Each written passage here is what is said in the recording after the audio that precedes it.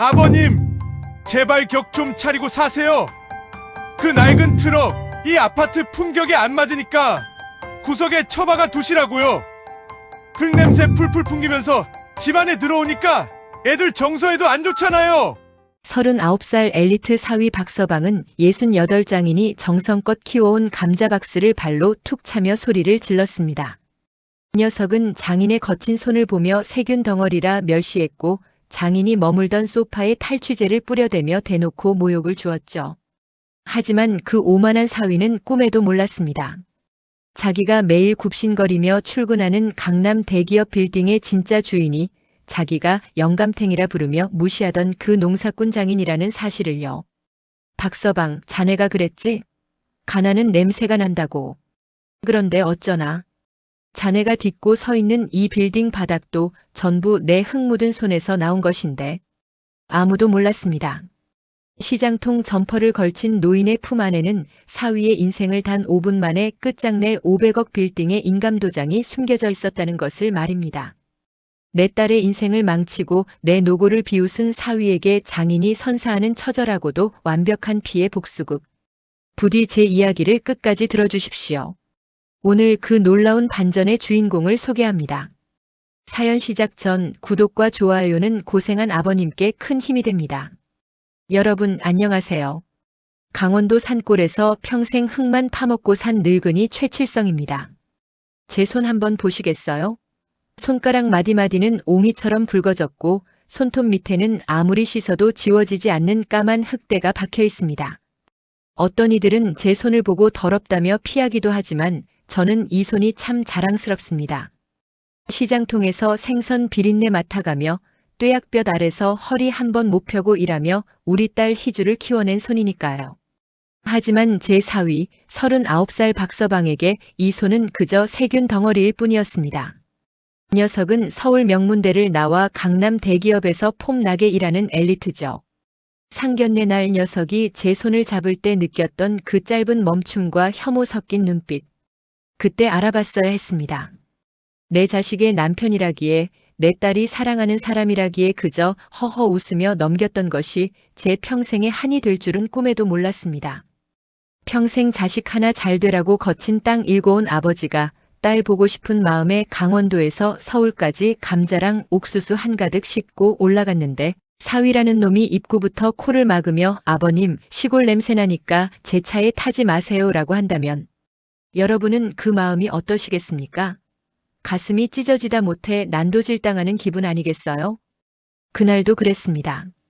지하 주차장에서 박서방에게 전화를 걸었죠. 박서방 나다. 짐이 많아서 그러는데 잠깐만 내려와 줄 수 있나? 수화기 너머로 들려온 목소리는 차갑다 못해 날카로웠습니다. 아버님, 제가 지금 얼마나 바쁜지 아시잖아요. 그리고 그 낡은 트럭. 이 아파트 품격에 안 맞으니까 제발 구석에 좀 세워두세요. 주민들이 경비실에 민원 넣습니다. 결국 68 늙은 애비는 그 무거운 감자박스를 혼자 낑낑대며 들고 올라갔습니다. 현관문에 들어서자마자 반겨주기는커녕 제 장화부터 훑어보더군요. 아 아버님, 신발 벗기 전에 발판부터 밟으세요. 거실 바닥에 흙 떨어지면 청소업체 불러야 합니다. 그거 한번 부르는데 제 일당보다 많이 들어요. 제 딸 희주가 안절부절 못하며 자기야, 아빠가 우리 주려고 이 무거운 걸 들고 오셨는데 말이 너무 심하잖아라고 편을 들면 박서방은 비웃음을 날리며 대꾸했습니다. 야, 요즘 세상에 감자, 옥수수 누가 못 사 먹어? 이런 거 들고 올 시간에 세련되게 봉투나 좀 주시라고 해. 흙냄새 풀풀 풍기면서 집안에 들어오니까 애들 정서에도 안 좋잖아. 솔직히 말해서 장인어른 오시는 날엔 환기하느라 내가 얼어 죽을 지경이야. 그놈의 냄새. 땀 냄새 섞인 흙냄새가 그렇게도 싫었을까요? 손주 녀석들이 할아버지 하고 달려오면 녀석은 기겁을 하며 애들을 떼어놓았습니다. 얘들아 안 돼. 할아버지 손 봐라. 세균 덩어리야. 손 씻고 오시기 전엔 근처에도 가지 마. 아버님도 제발 격 좀 차리고 사세요. 네. 돈 없으면 제가 용돈이라도 드릴 테니까 이런 궁상 좀 떨지 마시라고요. 박서방은 제가 그저 시골 마을 회관에서 장기나 두는 가난한 노인네인 줄 알았습니다. 제가 신는 다 다른 고무신과 구멍난 양말이 제 자산의 전부인 줄 알았겠죠. 이 녀석은 저녁 식사 자리에서도 제 자존심을 짓밟았습니다. 아버님, 요즘 강남 빌딩 주인들은 어떤 옷 입는지 아세요? 이런 시장통 점퍼 안 입습니다. 장인어른은 평생 흙만 파셔서 그런지 세상 돌아가는 걸 너무 모르세요. 저는 묵묵히 밥을 씹었습니다. 속에서는 천불이 났지만 내 자식의 남편이라는 이유 하나만으로 참고 또 참았습니다. 하지만 박서방은 몰랐을 겁니다. 이 녀석이 매일 아침 굽신거리며 출근하는 그 화려한 강남 빌딩의 부지부터 그 일대 개발 지역에 깔린 수만 평의 땅 주인이 바로 저 최칠성이라는 사실을요. 저는 30년 전부터 이 땅의 흐름을 읽고 투자해온 자산가였습니다. 이 녀석이 그토록 자랑스러워하는 그 엘리트의 삶 뒤에서 제가 얼마나 거대한 그림을 그리고 있었는지 상상조차 못했겠죠. 그날 밤 거실 소파에 거만하게 앉아 제 낡은 가방을 발로 툭 치는 사위의 모습을 보며 저는 결심했습니다. 그래, 박서방. 내가 원하는 대로 조용히 살아주마. 대신 내가 누리는 그 모든 화려한 것들이 누구 손에서 나오는지, 내가 벌레처럼 무시하던 그 흙 묻은 손이 내 인생을 어떻게 무너뜨리는지 똑똑히 보여주마. 사람이 사람을 무시하는 데에도 정도가 있는 법이지요. 39, 부록을 코앞에 둔 사위 박서방의 오만함은 이제 하늘을 찌르다 못해 제 가슴을 갈갈이 찢어놓고 있었습니다. 이 녀석은 강남 대기업 기획실에서 폼나게 일하는 자신과 강원도 산골에서 평생 흙이나 만지며 산 68배 저를 아예 다른 인종으로 구분짓는 듯 했습니다. 그날 낮에도 그랬습니다. 제가 거실 소파에 잠깐 앉아 TV를 보고 있는데 퇴근하고 돌아온 박서방이 현관문을 열자마자 코를 킁킁거리더니 인상을 팍 쓰더군요. 아버님, 제가 말씀드렸잖아요. 그 낡은 점퍼에서 나는 흙취. 그거 소파에 베면 안 빠진다니까요. 웬만하면 방에 들어가 계세요. 곧 제 회사 동료들이 프로젝트 자료 받으러 잠깐 들르기로 했는데 이런 모습 보여주기 정말 민망합니다. 제 체면 좀 생각해 주세요. 제 딸 희주가 주방에서 과일을 깎다 말고 달려와 소리를 낮춰 항의했습니다. 자기야, 아빠가 오랜만에 서울 오셨는데 그게 무슨 말이야? 아빠 점퍼 깨끗해. 내가 아침에 베란다에서 다 털었단 말이야. 하지만 박서방은 기가 찬다는 듯 콧방귀를 뀌며 제 딸을 밀쳐냈습니다. 야, 넌 코가 없냐? 그 비릿한 흙냄새랑 땀내가 안 나? 내 동료들은 다 강남 부잣집 사위들이야. 처가 덕에 빌딩 받았네, 외제차 받았네 자랑하는데 난 뭐야? 낡은 장화씨는 노인네가 거실에 앉아있는 거 보여주라고. 나 과장 승진 앞두고 있어. 이럴 때일수록 집안 분위기가 세련되어야 한다고. 여러분 들으셨습니까? 자기 승진하는데 장인어른의 존재가 방해가 된답니다. 평생 흙 파서 딸 공부시키고 그 사위놈 결혼할 때 미천 대준 게 누구인데 감히 세련을 논합니까? 겉만 번드르르한 수트 입었다고 속까지 귀족이 된 줄 아는 저 사위놈의 무지함, 정말 기가 막히지 않나요? 저는 그 말을 듣고도 묵묵히 방으로 들어갔습니다. 가슴 한구석이 칼로 베인 듯 아팠지만 내 딸의 가정이 평화롭기를 바라는 아비의 마음으로 또 한 번 삼켰습니다. 좁은 손님방 침대에 걸터앉아 벽지를 바라보는데 밖에서 들려오는 박서방의 웃음소리가 그렇게 차가울 수가 없더군요. 하지만 하늘이 무심치 않았던 걸까요? 그날 밤 제가 잠이 오지 않아 물 한 잔 마시러 거실로 나왔을 때 제 인생을 송두리째 바꿔놓을 장면을 목격하고 말았습니다. 거실 불은 꺼져 있었고 베란다 너머에서 박서방의 은밀한 웃음소리가 새어나왔습니다. 이 녀석은 누군가와 영상통화를 하고 있더군요. 평소 저에게 보여주던 그 고압적인 태도는 온데간데 없고 아주 살살 녹는 목소리였습니다. 응, 자기야. 그 노인네. 걱정 마. 내일이면 드디어 강원도로 꺼지니까. 아, 그리고 이번에 장인이 손주들 영어 학원비하라고 500만 원 보내준 거 있지? 그걸로 자기 사고 싶다던 그 명품 가방 결제했어. 내일 모레 호텔에서 만날 때 들고 나와. 내가 예쁘게 봐줄게. 키득키득. 제 귀를 의심했습니다. 손주들 학원비 보태라고 제가 시장에서 생선 팔고 밭 읽어보낸 그 피 같은 돈을. 이 녀석은 감히 다른 여자에게 바칠 재물을 사는데 쓰고 있었습니다. 아니, 그 노인네는 진짜 등신 같아. 자기가 준 돈이 애들 과외비로 들어가는 줄 알고 허허 웃더라니까. 흙냄새 풀풀 풍기면서 돈봉투 내밀 때는 진짜 구역질이 나서 코를 막고 싶었지만 돈은 죄가 없잖아. 자기야, 우리 얼른 그 영감탱이 유산이나 좀 당겨받을 방법 없을까? 강원도에 땅 좀 있다고 하던데 그거 팔면 우리 강남에 아파트 하나 더 살 수 있어. 저놈 말하는 것 좀 보세요. 등신이라니요? 영감탱이라니요?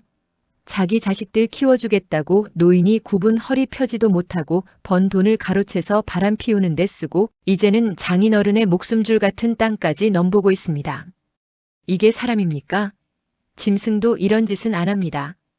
통화는 계속되었습니다. 박서방은 제 딸 희주를 답답한 촌달기라 비하하고 저를 돈 나오는 기계 취급하며 불륜녀와 함께 제 재산을 어떻게 빼돌릴지 모의하고 있었습니다. 베란다 유리문 너머로 보이는 녀석의 비열한 웃음. 그 순간 제 심장은 쿵 내려앉았습니다. 손이 바들바들 떨리고 숨이 턱 막혀왔죠. 당장 문을 박차고 나가 녀석의 멱살을 잡고 싶었습니다. 하지만 저는 68년 인생을 살며 배운 것이 하나 있습니다. 짐승을 잡을 때는 몽둥이보다 그물이 먼저라는 것을요. 저는 숨을 죽이고 어둠 속에서 녀석의 통화 내용을 휴대폰으로 녹음하기 시작했습니다. 녀석의 더러운 목소리가 한마디 한마디 기록될 때마다 제 가슴에는 차가운 얼음 송곳이 박히는 기분이었습니다. 그래, 박서방. 내가 내 딸을 기만하고 내 평생의 노고를 비웃었지. 내가 그토록 사랑하는 그 돈과 지위, 내가 어떻게 무너뜨리는지 똑똑히 보여주마. 다음 날 아침 저는 아무 일도 없었다는 듯 짐을 챙겼습니다. 박서방은 제가 떠나는 순간까지도 거만하게 현관문에 기대서서 시계를 보더군요. 아버님 조심히 내려가세요. 아 참. 다음부턴 올라오실 때 미리 연락 좀 주시고요. 갑자기 오시면 저희도 스케줄이 꼬여서 곤란하거든요. 그리고 저번에 보내주신 돈은 애들 교육비로 잘 썼으니까 걱정 마시고요. 녀석의 입에서 나오는 교육비라는 단어에 구역질이 났습니다.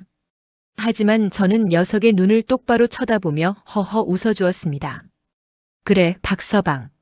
내 돈이 자네 인생에 아주 큰 도움이 되었으면 좋겠네. 아주 큰 도움 말이야. 서울 집을 나온 저는 강원도로 향하는 버스 대신 강남 테헤란로로 향하는 택시에 몸을 실었습니다. 낡은 점퍼를 걸치고 흙 묻은 가방을 맨 제 행색에 택시 기사조차 힐끔거리며 무시하는 눈치였지만 저는 상관없었습니다. 김 변호사의 사무실이 있는 고층 빌딩 앞에 도착했을 때 화려한 정장을 입은 사람들이 저를 보며 인상을 찌푸렸습니다. 하지만 그들은 몰랐을 겁니다.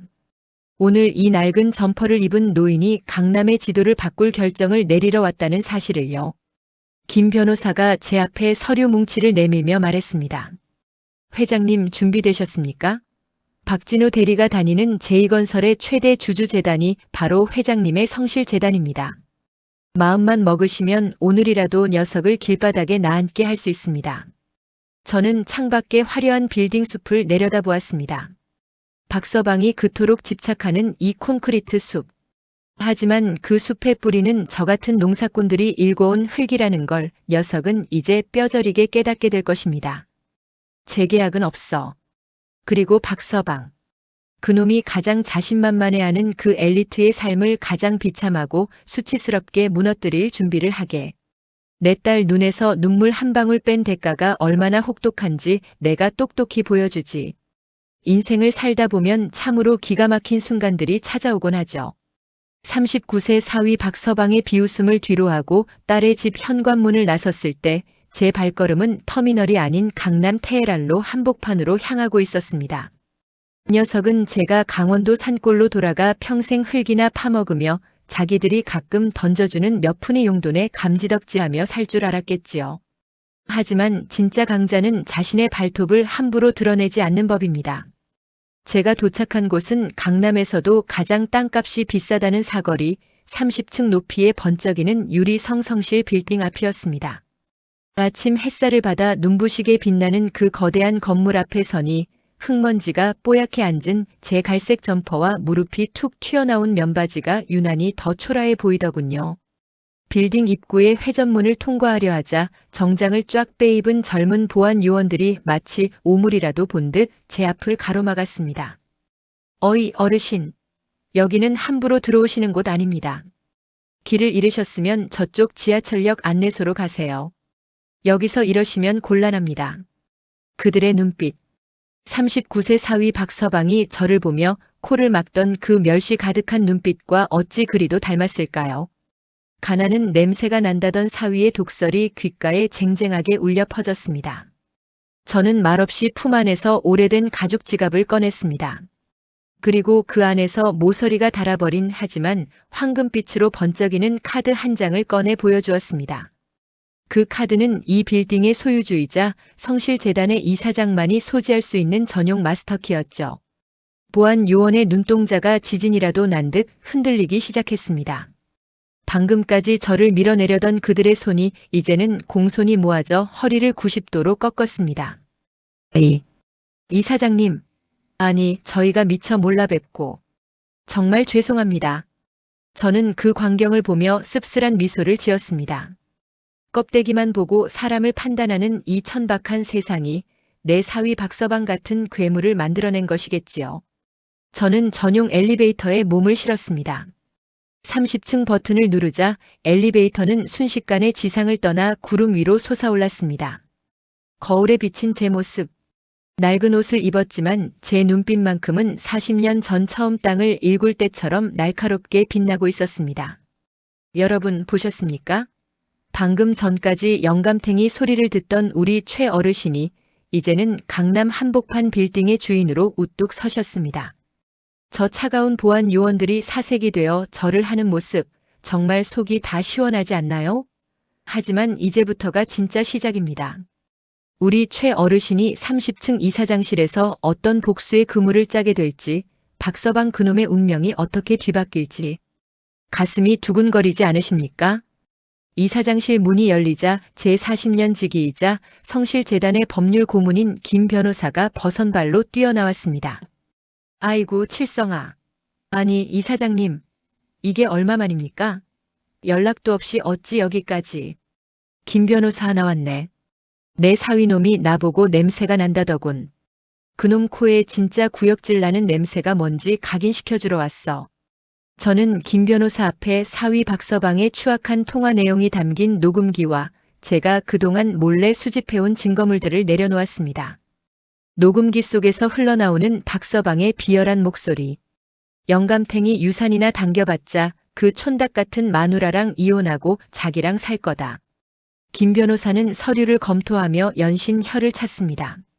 이사장님 정말 천인공노할 놈입니다. 그런데 이박진우 대리가 다니는 제2건설 말입니다. 우리 성실재단이 이 건물의 임대인일 뿐만 아니라 제2건설의 최대 주주인 거 아셨습니까? 이 녀석이 일하는 본사 사무실이 바로 우리 건물 15층에 있습니다. 이 녀석은 자기가 밟고 있는 땅이 누구 것인지도 모르고 까불고 있었던 겁니다. 저는 창밖의 서울 시내를 내려다보았습니다. 개미처럼 작게 보이는 차들과 사람들. 그 속에 박서방도 있겠지요. 이 녀석이 그토록 자랑스러워하던 대기업 과장 자리, 그 화려한 사무실 책상. 그 모든 것이 제 손바닥 위에 있었다는 사실을 녀석은 상상이나 했을까요? 김 변호사, 내 딸 희주가 그놈 때문에 흘린 눈물이 강원도 감자밭을 다 적시고도 남을 정도네. 내 손가락 마디마디에 박힌 흙을 세균 덩어리라 비웃던 그놈. 그놈이 가장 자신만만해하는 그 엘리트의 삶을 가장 비참하게 무너뜨려야겠어. 저는 김 변호사에게 몇 가지 지시를 내렸습니다. 첫째, 박서방이 그동안 회사에서 저지른 공금 횡령 및 사문서 위조 정황을 낱낱이 조사해 법무팀에 넘길 것. 둘째, 녀석이 타는 외제차와 살고 있는 아파트의 명의를 확인하여 재단 소유의 리스 차량과 전세 자금을 즉각 회수할 준비를 할 것. 셋째, 가장 중요한 것. 이 녀석이 승진 소식에 취해 있을 이번 주 창립기념일 행사 때 내가 직접 녀석 앞에 나타날 수 있도록 자리를 마련하는 것이었습니다. 이사장님 정말 괜찮으시겠습니까? 희주 양이 상처받을까봐 그게 제일 걱정입니다. 김 변호사의 물음에 저는 깊은 한숨을 내쉬었습니다. 맞습니다. 제 딸 희주. 이 녀석이 이 사실을 알게 되면 얼마나 무너질까요? 하지만 썩은 살을 도려내지 않으면 온몸이 썩어 들어가는 법입니다. 제 딸이 저런 괴물 같은 놈과 평생을 지옥에서 살게 둘 수는 없었습니다. 희주에게는 내가 평생 속죄하며 살겠네. 지금 매를 맞더라도 평생의 고통에서는 구해내야지. 김 변호사, 당장 실행하게. 이 녀석에게 인생은 실전이라는 걸 똑똑히 가르쳐 줄 테니. 여러분, 여성분들이라면 제 마음 이해하실 겁니다. 내 자식 귀한 줄 모르는 놈은 사람도 아닙니다. 박서방은 제가 그저 시골 마을 회관에서 장기나 두는 힘없는 노인네인 줄 알았겠지만 저는 녀석의 목줄을 쥔 사냥꾼이 되어 돌아왔습니다. 저는 김 변호사에게 마지막으로 한 가지 더 당부했습니다. 박서방 그놈, 이번 창립 기념일 때 자기가 VVIP 빌딩주 초청 업무를 맡겠다고 사장에게 로비를 했다더군. 기회를 주게. 그놈 손으로 직접 나를 안내하게 만들란 말이야. 자기가 그토록 무시하던 장인을 자기 손으로 직접 모시는 그 광경. 아주 재미있지 않겠나? 이 사무실을 나오는 제 발걸음은 그 어느 때보다 단호했습니다. 엘리베이터 거울 속 제 모습 위로 박서방의 거만한 얼굴이 겹쳐 보였습니다.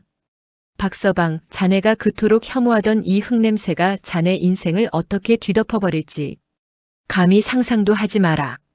여러분, 드디어 그날이 왔습니다. 제2건설의 창립 기념일이자 제4위 박서방이 그토록 기다리던 과장 승진 발령이 있는 날이었죠. 서울 하늘은 유난히도 푸르렀고 강남 테헤란로의 빌딩들은 햇빛을 받아 번쩍거리고 있었습니다. 하지만 그 화려한 풍경 뒤에서 박서방의 인생을 송두리째 무너뜨릴 거대한 폭풍이 몰아치고 있다는 걸 녀석은 꿈에도 몰랐을 겁니다. 저는 그날 아침 평소처럼 흙먼지가 살짝 묻은 낡은 갈색 점퍼를 걸쳤습니다. 발에는 녀석이 그토록 혐오하던 굽이 다 다른 투박한 장화를 신었죠. 가방 안에는 녀석의 추악한 불륜 증거와 횡령 서류, 그리고 이 건물의 실소유주임을 증명하는 인감도장이 들어있었습니다. 제2건설 로비는 행사 준비로 분주했습니다. 화려한 화환들이 줄지어 서 있고 정장을 쫙 빼입은 직원들이 바쁘게 움직이고 있었죠. 그 중심에 박서방이 있었습니다.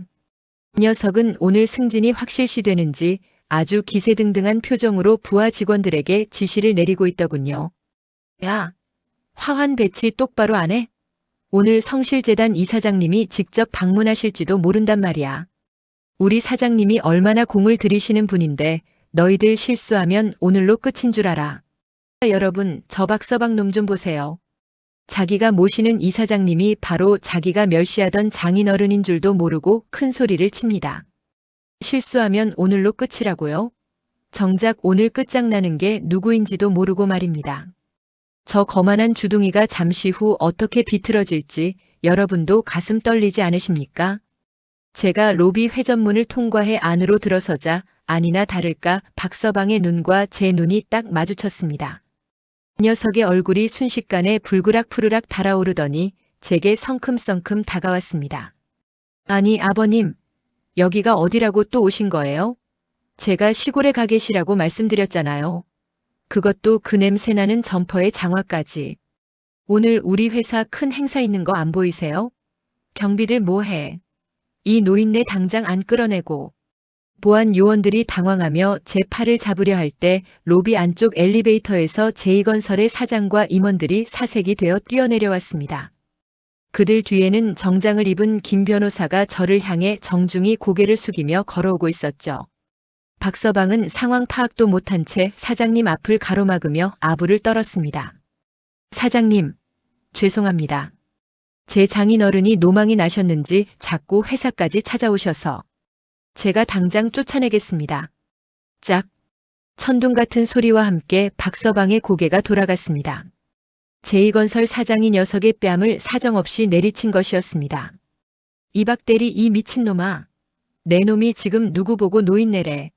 이분이 바로 우리 건물주이시고 우리 회사 최대 주주이신 성실재단 최칠성 이사장님이시다. 로비에 정적이 흘렀습니다. 박서방의 눈동자가 지진이라도 난 듯 심하게 흔들리기 시작했습니다. 녀석은 뺨을 감싸 쥔 채 믿을 수 없다는 표정으로 저를 바라보았습니다. 사장님? 그게 무슨... 우리 장인어른은 그냥 강원도 농사꾼인데요. 냄새나는 늙은인데. 저는 천천히 녀석에게 다가갔습니다. 그리고 녀석이 그토록 자랑스러워하던 값비싼 이탈리아 수트의 깃을 손으로 툭툭 털어주었죠. 제 손에 묻은 흙이 녀석의 하얀 셔츠에 거뭇하게 묻어났습니다. 박서방, 자네가 그랬지? 가나는 냄새가 난다고. 흙 묻은 내 손은 세균 덩어리라고. 그런데 어쩌나. 자네가 매달 받는 그 월급도 자네가 지금 딛고 서 있는 이 대리석 바닥도 전부 이 세균 덩어리 손에서 나온 것인데. 저는 품 안에서 서류 뭉치를 꺼내 녀석의 얼굴에 던졌습니다. 자네가 내 딸 희주 속이고 불륜녀 명품백 사준 내역서다. 그리고 우리 손주들 학원비 빼돌려서 호텔 들락거린 영수증이지. 내 빌딩 법무팀이 이미 자네 회사 공금 횡령 정황까지 다 파악했네.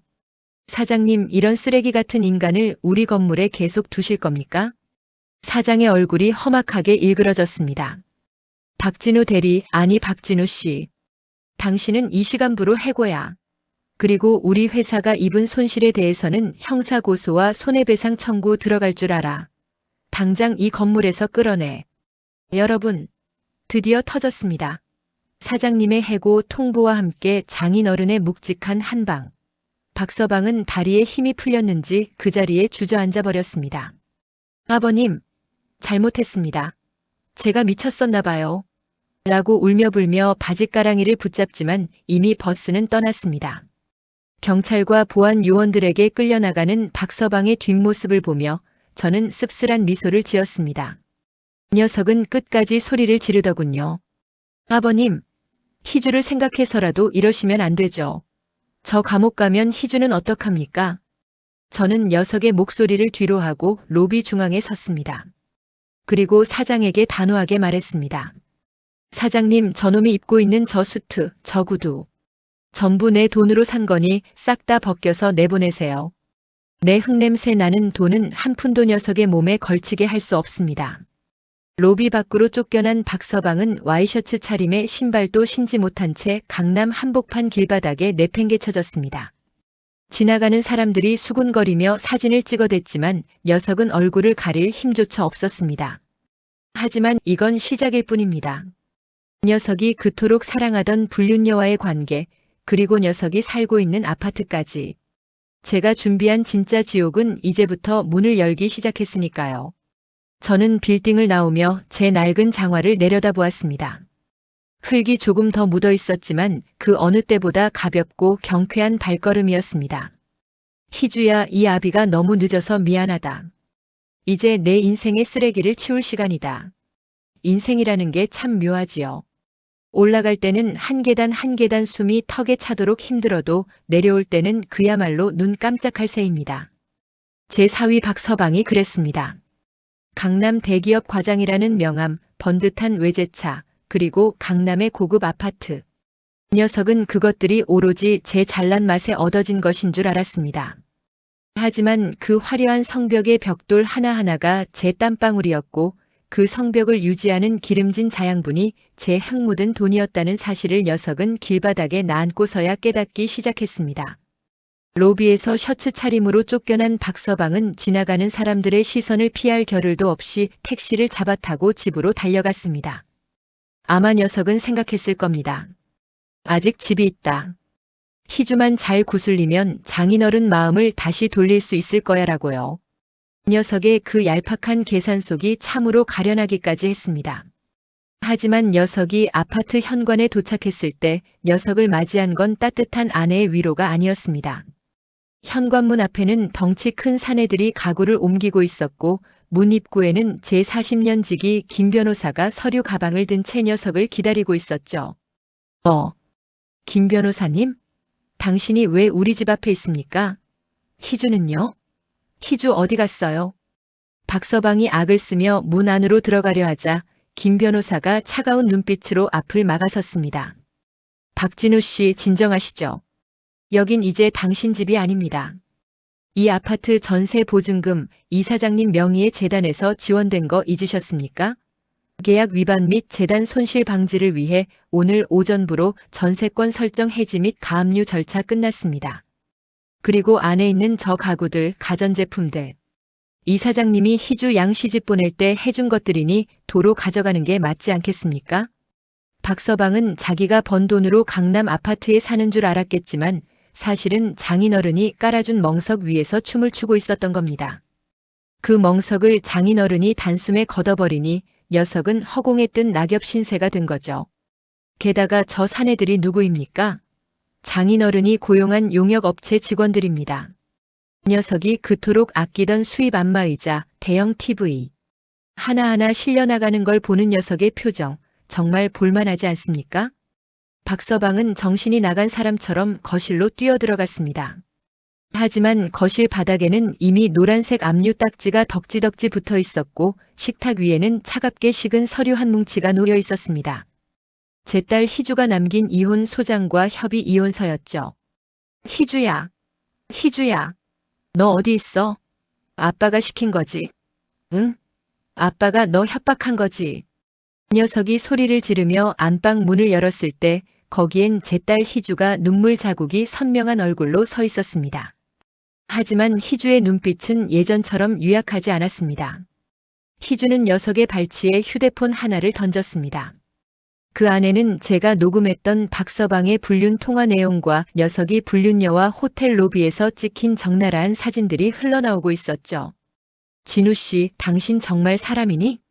우리 아빠가 너 고생한다고 보내준 돈으로 그 여자 가방 사주고 호텔 갔니? 우리 아빠 냄새 난다고 무시할 때 그 돈은 냄새 안 나더냐? 희주야, 그건 오해야. 내가 잠깐 미쳤었나 봐. 제발, 제발 한 번만 살려줘. 나 지금 회사에서도 잘렸어. 너까지 이러면 나 정말 죽어.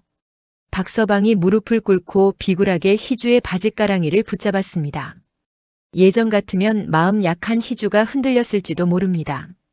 하지만 자식의 학원비까지 빼돌려 딴살림 차리려 한 놈을 용서할 애미가 세상에 어디 있겠습니까? 희주는 차갑게 녀석의 손을 뿌리쳤습니다. 죽으려면 나가서 죽어. 우리 아빠가 너 같은 놈한테는 이 집 공기 한 모금도 아깝대. 당장 나가. 박서방이 그토록 사랑한다던 그 여자는 사실 박서방의 돈과 강남 과장이라는 타이틀을 사랑했던 겁니다. 그 껍데기가 벗겨지자마자 오물 취급하며 버리는 불륜녀의 모습. 이것이야말로 박서방이 자초한 천벌 아니겠습니까? 저는 녀석이 가방 하나 달랑 메고 아파트 정문을 나서는 모습을 지켜보았습니다.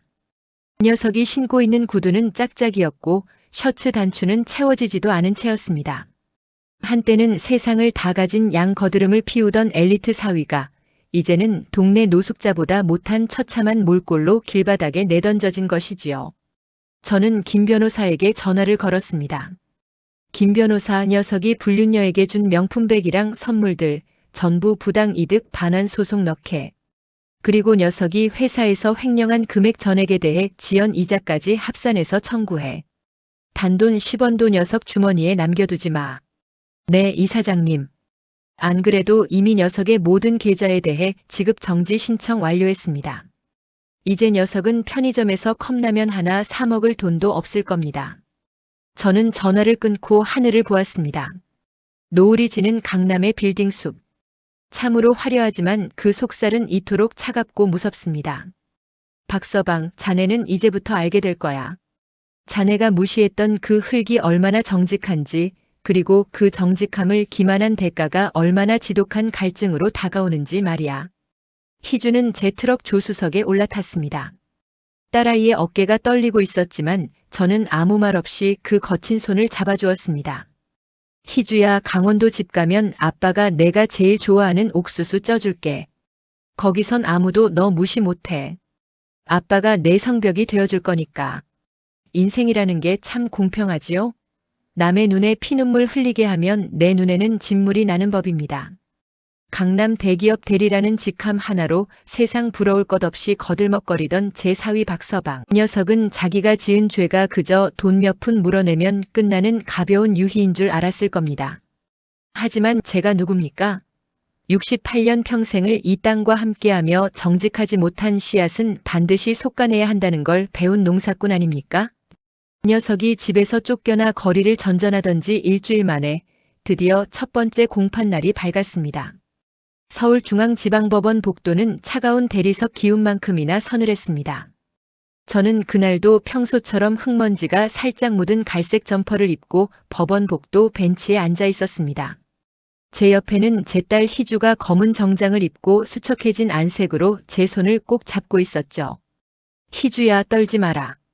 저놈은 내가 흘린 눈물만큼, 아니 그보다 수백 배는 더 차가운 바닥을 구르게 될 거다.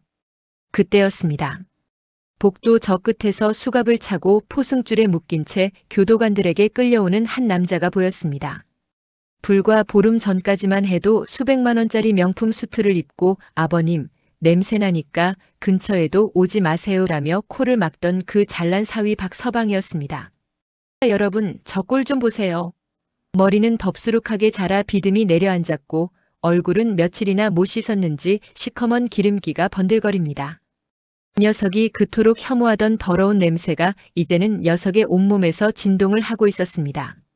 수의를 입고 고개를 푹 숙인 채 걷는 녀석의 모습에서 예전에 그 위풍당당하던 엘리트 대리의 그림자는 찾아볼 수도 없었습니다. 이게 바로 인과응보가 아니고 무엇이겠습니까? 법정 문이 열리고 재판이 시작되었습니다. 박서방은 피고인석에 앉아 어깨를 들썩이며 흐느끼기 시작하더군요. 녀석의 변호사가 일어나 비굴한 변명을 늘어놓았습니다. 존경하는 재판장님, 피고인은 그간 회사에 기여한 바가 크고 초범이며 장인어른과의 갈등으로 인해 일시적인 심신미약 상태에서 저지른 실수입니다. 부디 선처를. 그 말을 듣는 순간 제 속에서 천불이 치밀어 올랐습니다. 실수? 내 딸을 기만하고 내 피 같은 돈을 빼돌려 불륜녀와 향락을 즐긴 게 실수라고. 저는 김 변호사를 향해 눈짓을 보냈습니다. 김 변호사가 즉시 일어나 결정적인 증거물을 제출했습니다. 재판장님, 피고인은 단순 실수가 아닙니다. 여기 피고인이 불륜녀와 나눈 대화 녹취록을 보십시오. 영감탱이 유산을 어떻게 당겨받을지 모의한 내용이 고스란히 담겨 있습니다. 또한 장인어른의 인감을 위조하여 재단 자금 5억 원을 횡령하고 이를 은닉하려 한 치밀한 계획 범죄입니다. 법정안이 술렁였습니다. 방청석에 앉아있던 제2건설 전 동료들과 지인들이 박서방을 향해 욕설을 내뱉기 시작했습니다. 세상에, 장인 돈을 저렇게 빼돌려? 완전 짐승만도 못한 놈이네. 겉으론 그렇게 엘리트인 척하더니 속은 쓰레기였구먼. 재판장이 엄숙한 표정으로 판결문을 읽어내려갔습니다. 피고인 박진우는 인륜을 저버리고 가족의 신뢰를 악용하여 막대한 금액을 횡령했을 뿐만 아니라 그 과정에서 피해자들에게 씻을 수 없는 모욕과 상처를 주었다. 죄질이 극히 불량하므로 징역 3년을 선고한다. 탕! 탕! 탕!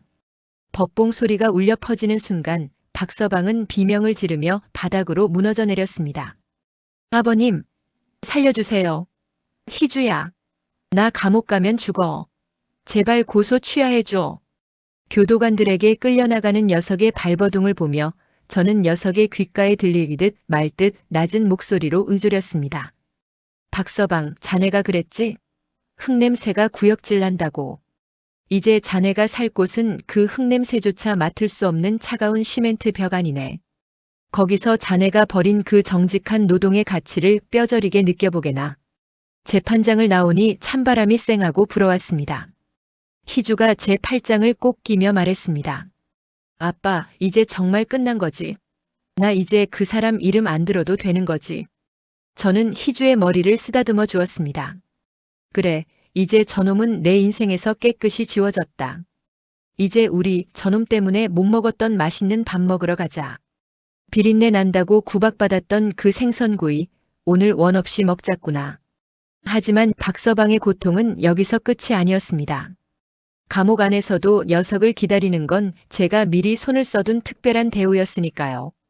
사기꾼과 횡령범들이 모인 그곳에서 박서방이 어떤 취급을 받으며 하루하루를 보낼지 상상만 해도 입안이 개운해지지 않습니까? 저는 법원 주차장에 세워둔 제 낡은 트럭에 올랐습니다.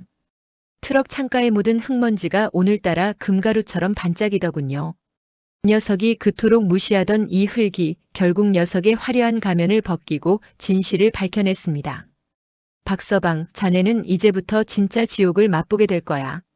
자식 이기는 부모 없다는 말 참으로 지독한 진리입니다.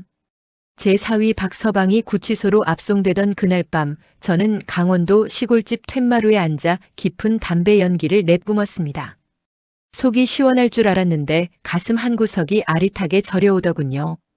그건 죄를 지은 사위놈에 대한 미련이 아니라 그런 놈을 남편이라고 믿고 10년 세월을 보낸 제 딸 희주에 대한 가여움 때문이었습니다. 이윽고 마당 어둠을 뚫고 희주가 다가와 제 발치에 무릎을 꿇었습니다. 서울에서의 화려한 생활은 온데간데 없고 녀석은 제가 사준 투박한 무명 옷을 입고 있었습니다. 희주는 한참 동안 말이 없다가 제 거친 손을 잡더니 그 손등 위로 뜨거운 눈물을 뚝뚝 흘리기 시작했습니다. 아빠, 미안해. 정말 미안해. 내가 바보였어. 아빠가 평생 흙 파서 나 키워준 게 부끄럽다고 생각했던 나 자신이 너무 싫어. 박서방 그 인간이 아빠 무시할 때 내가 더 강하게 나섰어야 했는데 아빠 마음이 얼마나 난도질당했을지 이제야 보여. 여러분, 저 눈물 좀 보세요. 30대 중반이 되어서야 부모의 구분 등을 보게 된 딸의 참회입니다. 우리도 자식 키우면서 이런 순간 있지 않습니까?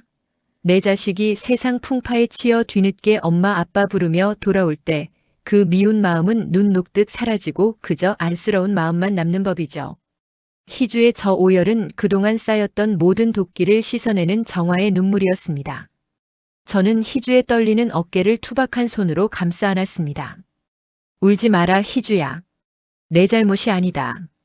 자식 잘 되라고 땅만 파느라 사람 보는 법을 안 가르친 이 아비 죄지. 그래도 괜찮다. 이제라도 그 썩은 동아줄을 끊어냈으니 이제 다시 시작하면 된다. 저는 희주를 데리고 방으로 들어갔습니다. 그리고 장롱 깊숙이 보관해 두었던 낡은 통장 하나와 서류 뭉치를 꺼냈습니다.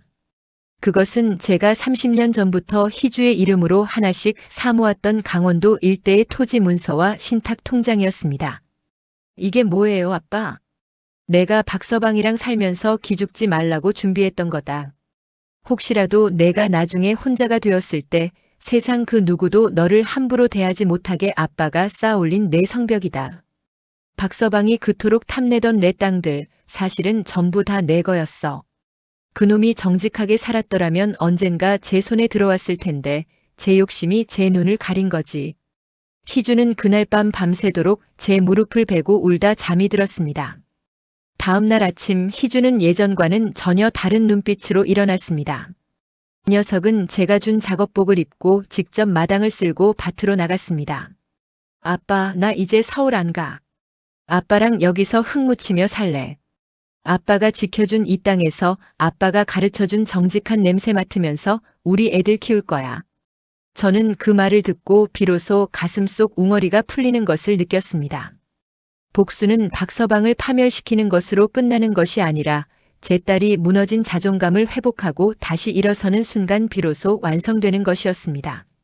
한편 구치소에 있는 박서방에게는 마지막 통보를 보냈습니다. 협의 이혼 서류와 함께 녀석이 제 딸 명의로 몰래 받았던 사금융 대출금에 대한 구상권 청구 소송장이었습니다. 김 변호사, 박서방에게 전해주게. 내 딸의 10년 세월을 앗아간 대가는 평생을 갚아도 모자랄 거라고. 감옥에서 나오면 녀석을 기다리는 건 단 한 평의 땅도 단 한 명의 가족도 없는 철저한 고독일 뿐이라고 말이야. 우리는 알고 있습니다.